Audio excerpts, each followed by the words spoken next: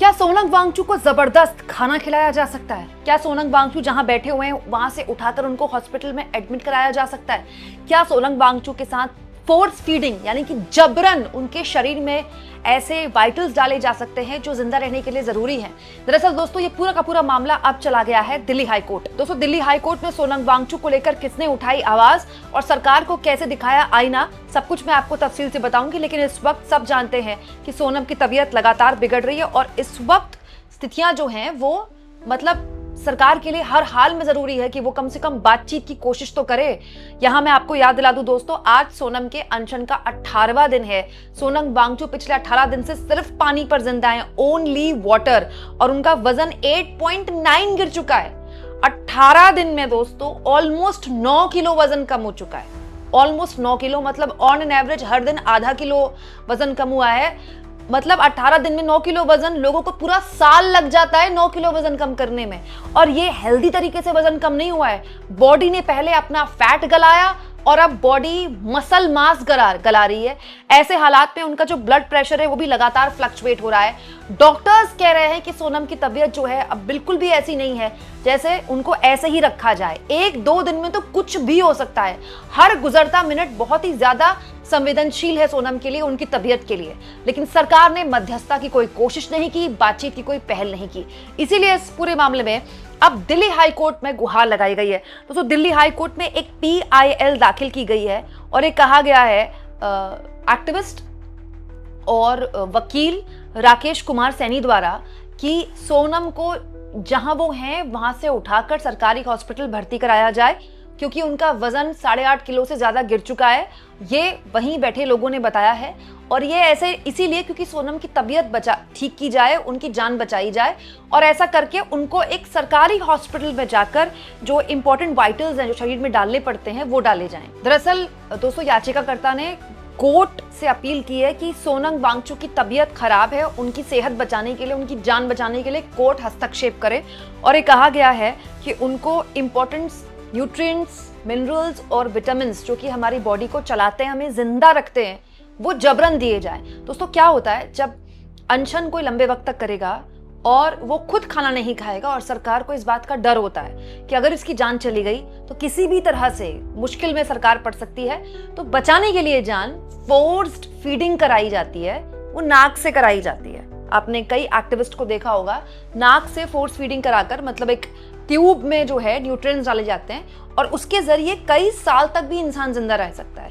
क्योंकि आदमी को जिंदा रहने के लिए न्यूट्रिएंट्स, विटामिन्स, प्रोटीन ये सब चाहिए होता है। वो हम खाने के जरिए देते हैं, लेकिन क्योंकि इंसान खा नहीं रहा और उसने प्रतिज्ञा ली है कि वो खाएगा नहीं, लेकिन सरकार को जान भी बचानी है, तो सरकार जान बचाने के लिए वो जो भी न्यूट्रिएंट्स होते हैं वो नाक से देती है और खाना इंसान नहीं खाता है। क्योंकि दोस्तों, अगर सरकार जबरन खाना खिलाती है तो अब सोनम वांगचुक दोस्तों कोई बच्चे तो है नहीं कि उनके साथ कोई जबरदस्ती खाना खिलाया जा सकता है। दूसरा, सोनम वांगचुक का ये अधिकार है, लोकतांत्रिक अधिकार है कि वो खाना ना खाएं, अनशन करें। अगर आप जबरदस्ती उन्हें खाना खिलाएंगे, मुंह में उनके खाना ठूसेंगे, तो आप उनके लोकतांत्रिक जो उनका अधिकार है उसका हनन करते हैं। तो कानूनी तौर पर ये सरकार के लिए मुश्किल हो सकती है। इसलिए दोस्तों, सरकारें अपना चेहरा बचाने के लिए खाना नहीं खिलाती, वो बॉडी में न्यूट्रिएंट्स डाल देती है। दोस्तों, कभी जो ट्यूब होती है उसके जरिए यहाँ से डाला जाता है, कभी यहाँ से डाला जाता है, लेकिन सरकार बस ऐसा करके इंसान की जान बचा लेती है। लेकिन इस वक्त ये काम दिल्ली हाई कोर्ट से कहा जा रहा है कि आप कीजिए, इसमें एक्शन लीजिए। हालांकि इस PIL में दोस्तों ये भी कहा गया है कि अगर सोनम वांगचुक को कुछ हो गया, if he passes away, it would be a matter of great Shem for the country and the world. याचिकाकर्ता ने ये भी कहा है कि अगर सोनम वांगचुक को कुछ हो गया तो ये भारत के लिए बहुत ही शर्म की बात होगी और पूरे दुनिया में हमारी बदनामी होगी। कैसे भी करके सोनम वांगचुक की जान बचाई जाए। क्योंकि मैं आपको बता दूं दोस्तों, Sonam Wangchuk Magsaysay award winner हैं। मैग्सेसे अवार्ड का वही सम्मान है जो नोबेल पुरस्कार का होता है। बहुत ही ज्यादा सम्माननीय सम्मान है मैग्सेसे अवार्ड। दोस्तों, इस PIL में, इस याचिका में, जनहित याचिका में सरकार की भी आलोचना की गई है कि सरकार को कोई फर्क नहीं पड़ता, सरकार ने ध्यान तक नहीं दिया इस पूरे मामले में। दोस्तों, याचिकाकर्ता ने यह भी कहा है कि शांतिपूर्ण प्रदर्शन करना और अनशन करना हर नागरिक का लोकतांत्रिक अधिकार है, लेकिन ये सरकार की जिम्मेदारी है। The state has a constitutional duty to protect the life and health of every citizen. कि सरकार की यह भी जिम्मेदारी है कि वो देश के हर नागरिक की जान की सुरक्षा करे, उसके स्वास्थ्य की सुरक्षा करें। और इस वक्त प्राथमिकता यह है कि सोनम वांगचुक के स्वास्थ्य की सुरक्षा हो, उनके जान की सुरक्षा हो। बड़ी खबर यह है कि दिल्ली हाई कोर्ट ने न केवल याचिका पर सुनवाई के लिए हामी भर दी है, बल्कि बृहस्पतिवार को अब इस पूरे मामले में सुनवाई भी होगी। साथ में दिल्ली सरकार और केंद्र की मोदी सरकार को भी दिल्ली हाई कोर्ट ने नोटिस दिया है। अब बड़ा सवाल यह है दोस्तों कि सोनम वांगचुक को क्या जबरदस्ती उठाया जा सकता है? अच्छा, इससे पहले अभिजीत दीप के बार बार बोल भी चुके हैं इंटरव्यूज में, अपने पोस्ट में, कि ऐसी जानकारी उनके पास है कि जबरदस्ती यहाँ पर लोगों को उठाया जा सकता है। मत भूलिए, यहाँ पर केवल सोनम वांगचुक अनशन पर नहीं है, वहां पर कुछ छात्र भी अनशन पर हैं। हालांकि जो सबसे लंबा अनशन है वो तो सोनम का ही है, लेकिन ये आशंका अभिजीत पहले भी जाहिर कर चुके हैं कि सोनम को जबरन उठाया जा सकता है। हालांकि इस तरह की किसी भी गतिविधि से सरकार ने अब तक अपने आप को दूर रखा है, किसी भी तरह के टकराव से दूर रखा है।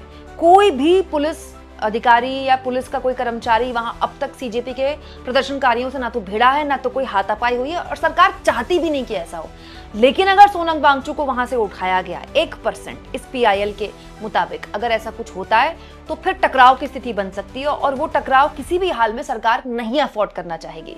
क्यों? क्योंकि ये बोला जा सकता है दोस्तों कि सीजेपी के पास ग्राउंड पर, जंतर मंतर पर उतना समर्थन नहीं है जितने की उम्मीद थी, उतनी भीड़ नहीं है।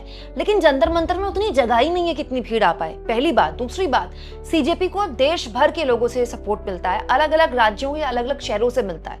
बहुत सारे लोग हैं, हर आदमी दिल्ली नहीं आ सकता, हर आदमी वहां जाकर अपनी भागीदारी दर्ज नहीं करा सकता। लेकिन सोशल मीडिया में सीजेपी का जो आंदोलन है वो अभी भी उतनी ही शेयरिंग, उतनी ही लाइक, उतने ही कमेंट्स उसको मिलते हैं, लोग उतना ही सपोर्ट करते हैं उस आंदोलन को।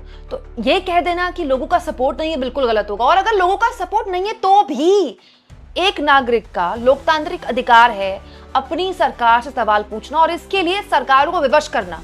और वो कोई कानून नहीं तोड़ रहे हैं, वो वही कदम उठा रहे हैं जिसके जरिए हमारे देश को महात्मा गांधी ने आजादी दी, खुद को प्रताड़ित करके, खुद के शरीर को नुकसान पहुंचा के। ये एक तरह का अहिंसक आंदोलन है। अहिंसा की ताकत ही यही है कि बिना आप एक हथियार उठाए, बिना आप जुबान खोले, सामने वाले पर इस तरह का नैतिक दबाव डालते हैं कि उसको एक तरह से आप झुका देते हैं। पूर्व में बहुत आंदोलनों में ये हुआ, अन्ना हजारे ने भी यही किया, सोनम ने भी यही किया। बस फर्क यह है कि अन्ना हजारे को 24 घंटे मीडिया अटेंशन मिला और अब सोनम वांगचुक पर सवाल उठाए जा रहे हैं। ये कहा जा रहा है कि सोनम का अनशन तुड़वाकर अभिजीत दीप के अनशन पर क्यों नहीं बैठते।